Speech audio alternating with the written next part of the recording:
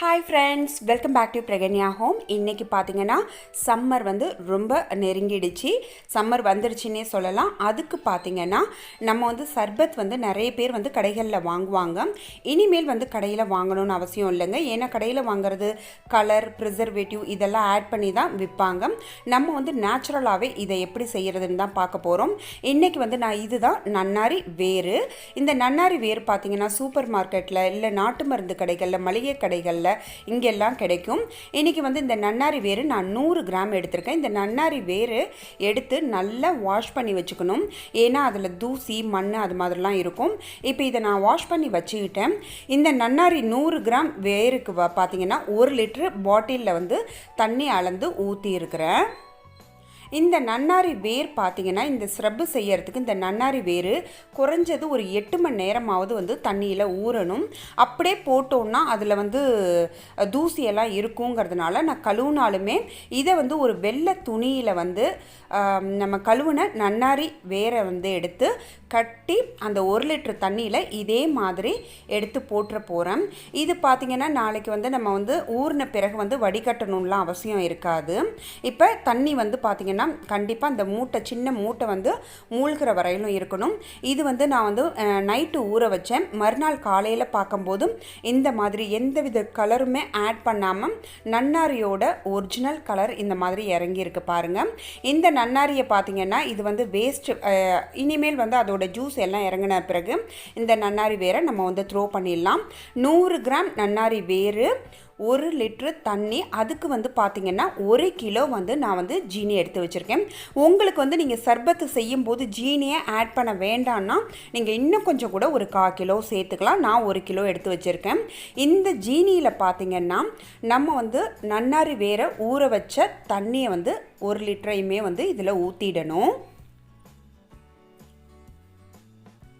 இது பார்த்திங்கன்னா சம்மர் நெருங்கிடுச்சு. நம்ம வந்து ரெகுலராகவே நம்ம வீட்டில் செஞ்சதாக இருந்தால் ரெகுலராகவே வந்து நம்ம குடிக்கலாம். எந்தவித ஒரு சைடு எஃபெக்டும் இருக்காது. இந்த ஜீனிக்கு பதில் 1 கிலோ நாட்டு சக்கரை கலந்தும் செஞ்சால் இன்னுமே ரொம்ப ரொம்ப சூப்பராக இருக்கும். 100% வந்து நேச்சுரலாகவும் இருக்கும். இப்போ பார்த்திங்கன்னா நம்ம வந்து சர்க்கரையை நல்லா, அதாவது ஜீனியை வந்து நல்லா கலந்து விட்டாச்சு. இப்போ நான் வந்து கேஸில் வச்சுருக்கேன். கேஸில் வந்து லைட்டாக இது மாதிரி வந்து குதி வரும்போது ஒரு அரை எலுமிச்சம்பழம் வந்து பிழிஞ்சு விட்டுக்கணும்.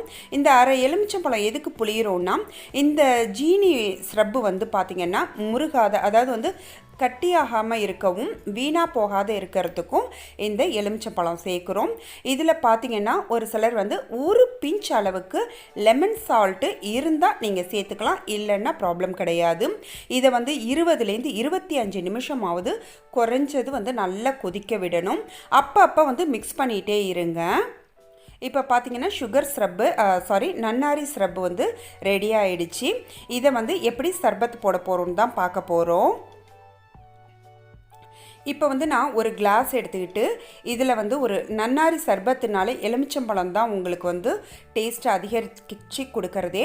இதில் வந்து நான் இன்றைக்கி ஐஸ் க்யூப் எல்லாம் சேர்க்க போகிறது கிடையாது. உங்களுக்கு விருப்பப்பட்டால் நீங்கள் ஐஸ் க்யூப் சேர்த்துக்கிங்க. நான் அதாவது லெமன் புளிஞ்சாச்சு. இதில் வந்து நன்னாரி ஸ்ரப்பு தேவையான அளவு ஊற்றிக்கிங்க. ஜீனி சேர்க்கணும்னு நினச்சிங்கன்னா சேர்த்துக்கிங்க, இல்லை இந்த ஸ்வீட்டே போதும்னா இதோட விட்டுருங்க.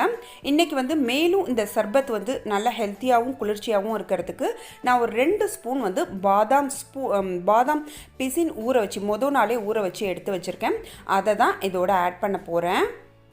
இப்போ பாருங்கள், ஒரு 2 நிமிஷத்தில் வந்து சர்பத்து சூப்பராக வீட்டிலே ரெடி பண்ண சர்பத்து ரெடி ஆகிடுச்சு. ஃப்ரெண்ட்ஸ், இந்த வீடியோ உங்களுக்கு பிடிச்சிருந்ததுன்னா மறக்காமல் பிரகன்யா ஹோம்க்கு சப்ஸ்கிரைப் பண்ணி பக்கத்தில் உள்ள பெல் சிம்பிளை கிளிக் பண்ணுங்கள். அப்போ தான் என்னுடைய ரெகுலர் அப்டேட்ஸ் உங்களுக்கு ரீச் ஆகும். இப்போ சர்பத்து சூப்பராக அவ்வளோ ஒரு மனமாக டேஸ்ட்டாக இருக்குங்க. கண்டிப்பாக நீங்களும் ட்ரை பண்ணி பார்த்துட்டு கமெண்ட்டில் சொல்லுங்கள். இன்னொரு யூஸ்ஃபுல் வீடியோவில் மீட் பண்ணலாம். Thanks for watching, friends. Bye.